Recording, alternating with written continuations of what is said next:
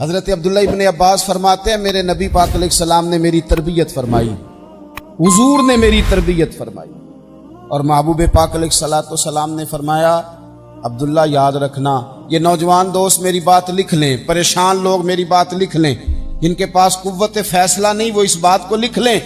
حضرت عبداللہ ابن عباس فرماتے ہیں میرے نبی پاک علیہ السلام نے مجھ سے فرمایا تھا عبداللہ سن، اگر ساری دنیا مل کے تیرا کوئی نفع کرنا چاہے کر نہیں سکتی جب تک میرے رب کی رضا نہ ہو، اور فرمایا ساری دنیا مل کے تیرا کچھ بگاڑنا چاہے تو عبداللہ بگاڑ نہیں سکتی جب تک رب کریم کی حکمت کا تقاضا نہ ہو۔ لوگوں سے ڈرنا، لوگوں کی طرف دیکھنا، یارو گردن کو جھکا دیتا ہے خیرات کا پتھر، جہاں میں مانگنے والوں کے سر کبھی اونچے نہیں ہوتے۔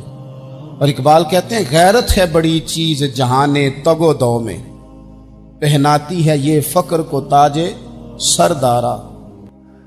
میں عرض کروں گا کہ اپنی آپ جب توجہ کا قبلہ اللہ رسول کو بنائیں گے تو رب فرماتے وَيَرْزُقْهُ مِنْ حَيْثُ لَا يَحْتَسِبُ، میں نہ تجھے وہاں سے رزق دوں گا جہاں سے کبھی تیرا گمان بھی نہیں گیا ہوگا کہ یہاں سے بھی مل سکتا ہے، تو نے سوچا بھی نہیں ہوگا۔ بخاری شریف میں حدیث ہے، حضرت جابر ابن عبداللہ فرماتے ہیں نبی پاک صلی اللہ علیہ وسلم نے 300 لوگوں کا ایک لشکر روانہ کیا کسی مہم کے لیے، کسی جہاد کے لیے۔ حضرت ابو عبیدہ بن جراح رضی اللہ تعالیٰ عنہ امیر لشکر تھے۔ فرماتے ہیں غربت اتنی زیادہ تھی، بھوک اتنی زیادہ تھی کہ ایک ایک کھجور دن میں ایک وقت کھانے کو ملتی تھی، اور کچھ دن ایسے آئے کہ اب کھجور بھی نہیں مل رہی۔ فرماتے ہیں اتنی زیادہ بھوک لگی مجاہدین کو 300 بندہ پتے کھا کے گزارا ہونے لگے، یہ بخاری میں موجود ہے۔ آپ فرماتے ہیں کہ دریا کے کنارے ہمارا پڑاؤ تھا، ٹھہراؤ تھا، جب بھوک سے نڈھال ہو گئے وَيَرْزُقْهُ مِنْ حَيْثُ لَا يَحْتَسِبُ، اللہ وہاں سے روزی دیتا ہے، گمان بھی نہیں ہوتا۔ فرماتے ہیں ایک مچھلی اللہ تعالیٰ نے دریا کے کنارے بھیجی، فرماتے ہیں وہ تھی تو مچھلی پر پہاڑ جتنی تھی۔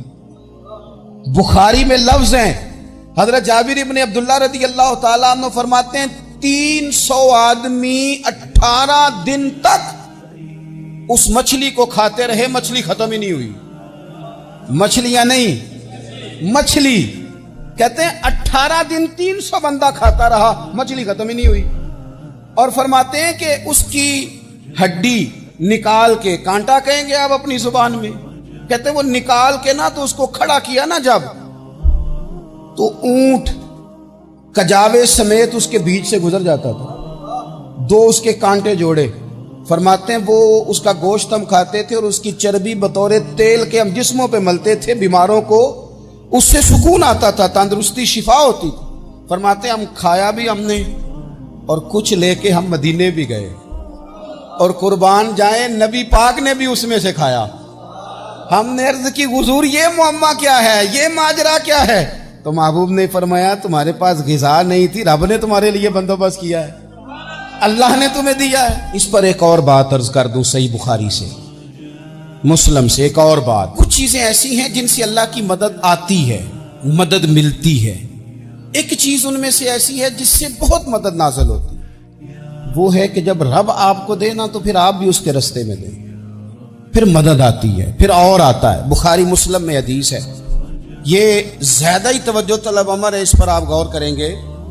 حضرت ابو ہریرہ فرماتے ہیں کہ نبی پاک علیہ السلام نے فرمایا ایک شخص نے بادلوں کے اندر سے آواز سنی کہ فلاں آدمی کا کھیت اور باغ خشک ہو گیا ہے، وہاں برسو اور اس کے کھیت کو سیراب کرو۔ وہ بڑا حیران ہوا کہ بادل سے آواز آ رہی ہے۔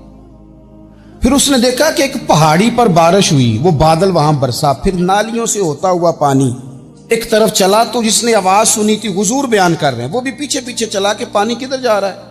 اس نے جا کے دیکھا کہ ایک مقام پہ ایک باغ کو وہ پانی لگ رہا ہے اور ایک آدمی وہ پانی لگا رہا ہے۔ اس نے اس سے پوچھا تیرا نام کیا ہے؟ اس نے کہا کیوں؟ کہنے لگا بتا نا۔ اس نے نام بتایا تو کہنے لگا یہی تو وہ نام ہے جو میں نے بادلوں کے اندر سے سنا ہے کہ فلاں کے کھیت کو پانی دے دو۔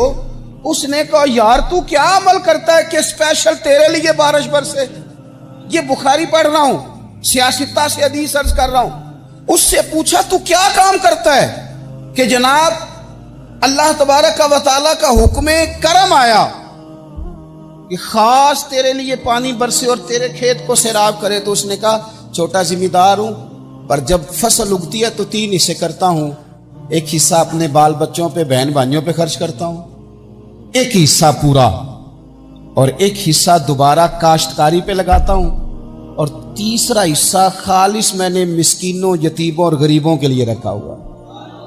وہ جو تیسرا حصہ، اللہ کرے آپ سمجھے، وہ رب کے بندوں پہ تیسرا حصہ خرچ کرتا ہے نا، تو کریم مالک نے فرمایا جہاں سے غریب کا حصہ جاتا ہے وہ کھیت خشک نہیں رہنا چاہیے، وہ جہاں سے مسکین روٹی کھاتے ہیں وہ خشک نہ رہے، جہاں سے یتیموں کو کچھ آتا ہے کہیں اس کی فصل رہ نہ جائے۔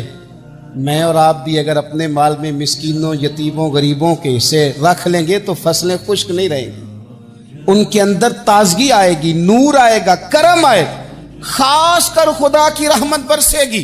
اللہ کی جانب توجہ کو بڑھائیں، آپ اللہ سے مدد کے سوالی بنیں۔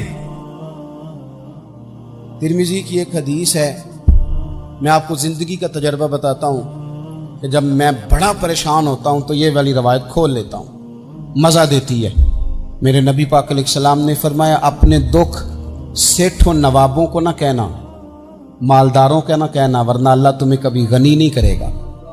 فرمایا اپنے دکھ اپنے رب کی بارگاہ میں عرض کرنا، جلدی کرے یا دیر سے کرے اللہ تمہیں لوگوں سے بے نیاز کر دے گا، اللہ تمہیں غنی کر دے گا۔ رات کو بیٹھو نا اس کی بارگاہ، اسے دکھڑے سناؤ، چھوٹی چھوٹی باتیں۔ حضور نے فرمایا نمک بھی مانگو تو رب سے مانگو، چھوٹی چھوٹی بات سے شروع کرو نا۔ جب بندہ شروع کرتا ہے نا چھوٹی چھوٹی چیزیں تو بڑی ساری چیزیں یہ اس طرح ہوتا ہے جیسے بندہ رب سے گفتگو کر رہا ہے، مالک مجھے یہ چاہیے، مالک میں یہاں کمزور ہوں، اللہ میں یہاں پریشان ہوں۔ آپ یہ کر کے تو دیکھیں، لمبی لمبی دعائیں مانگ کے تو دیکھیں، اس کے حضور جوڑ کے تو دیکھیں، آپ دیکھیں گے راحت کتنی ہے۔